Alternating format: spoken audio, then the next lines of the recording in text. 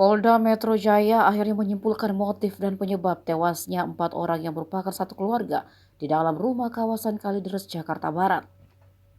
Hal itu disampaikan Direktur Reserse Kriminal Umum Polda Metro Jaya, Kombes Hengki Haryadi, usai menggelar rapat terbatas dengan tim ahli gabungan yang dilibatkan dalam proses penyelidikan pada Senin 5 Desember kemarin.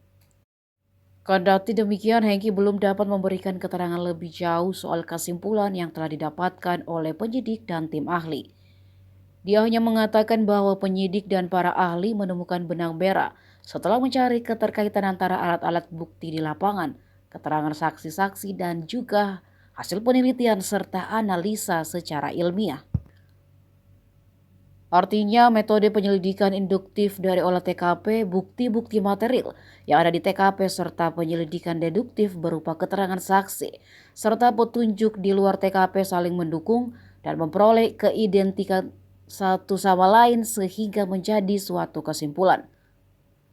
4 orang anggota keluarga ditemukan tewas di dalam rumahnya Perumahan Citra Garden 1, Kalideres, Jakarta Barat, Kamis 10 November kemarin. Jasad satu keluarga yang telah membusuk itu ditemukan pertama kali oleh warga setempat yang terganggu dengan bau tak sedap di permukimannya. Kematian keempatnya menjadi misterius karena tak ada tanda kekerasan pada jasad mereka. Tak juga ditemukan zat atau unsur berbahaya di organ dalam korban.